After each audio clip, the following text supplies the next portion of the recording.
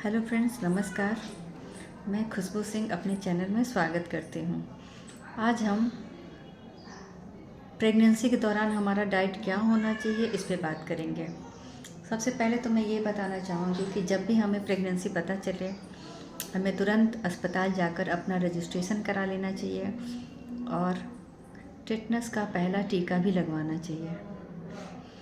NC के दौरान 4 जाँचें होती हैं। पहला 3 महीने पे, 6 महीने पे, 8 महीने पे और एक लास्ट में। तो हमें चारों जांच करानी चाहिए अस्पताल में जाके। जब हम टिटनस का टीका लगवाते हैं तो उसके 1 महीना के गैप पे हमें टिटनस का दूसरा टीका भी लगवा लेना चाहिए। अब हम बात करेंगे एएनसी के आहार के बारे में। जो गर्भवती महिलाएं हैं उनका आहार क्या होगा। सबसे पहले कि हमें उनके आहार में हर चीज़ उनको देना है। एक एएनसी महिला हर चीज़ खाएगी, जैसे कि कैल्शियम भी उसको लेना ज़रूरी है, प्रोटीन भी लेना ज़रूरी है, आयरन भी ज़रूरी है, फैट भी लेना ज़रूरी है। तो सारे चीज़ों का मिक्सचर। कहा जाता है कि एएनसी का जो खाना हो वो तिरंगा होना चाहिए। लाल चीज़ें भी उसके में होनी चाहिए, हरी चीज़ें भी होनी चाहिए, सफ़ेद चीज़ें भी होनी चाहिए। तो एएनसी के दौरान जो भी फ्रूट की बात करें तो जो सीज़नल फ्रूट्स हैं वो हमें लेना चाहिए। पेट में अगर बच्चा है तो सीज़नल फ्रूट, सीज़नल साग सब्जी जो है वो एएनसी को लेना चाहिए। अगर खून की कमी है तो रोज़ सुबह कम से कम 1 कटोरी चना और गुड़ खाना चाहिए।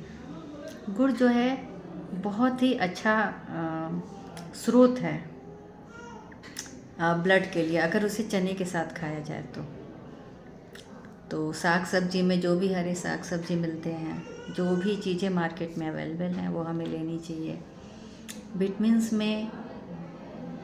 में हर चीज़ें हैं आपकी, और प्रोटीन, दूध दही वगैरह जो भी है, दूध दही और भी जो भी प्रोटीन से रिलेटेड है, इसमें पनीर वगैरह, कैल्शियम का आप जानते ही हैं, दूध दही वगैरह सब कुछ, सोयाबीन वगैरह सब कुछ कैल्शियम उससे भी मिलता है, प्रोटीन भी उससे मिलता है।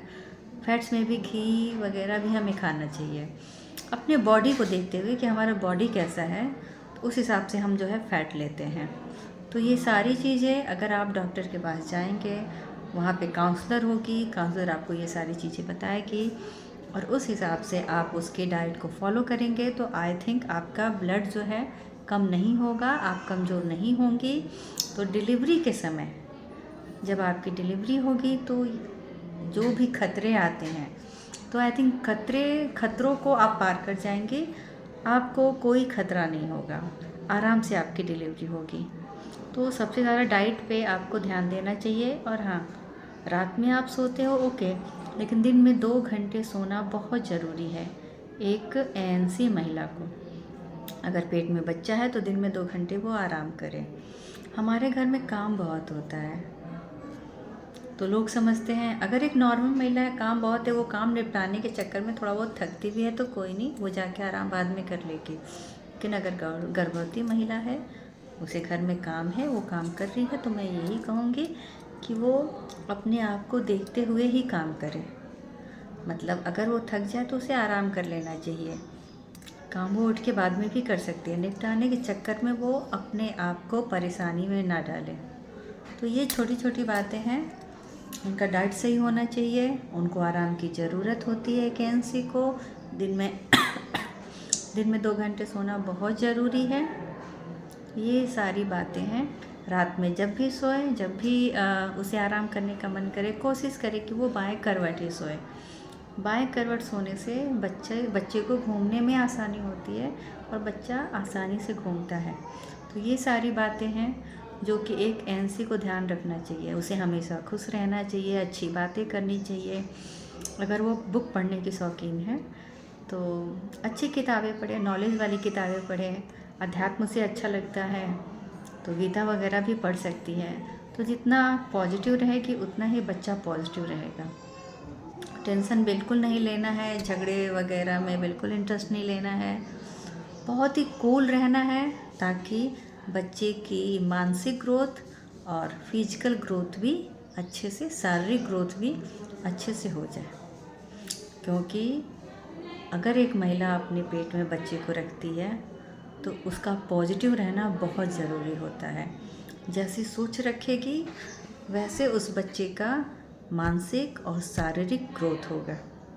उसे हमेशा पॉजिटिव रहना चाहिए।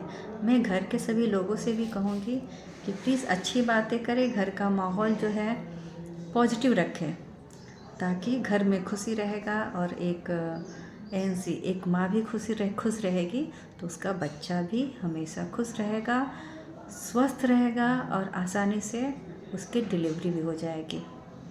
सो आई थिंक आपको समझ में आ गया होगा कि पेट में बच्चा अगर रहे तो हमें डाइट कैसे लेनी चाहिए, हमारी सोच क्या होनी चाहिए।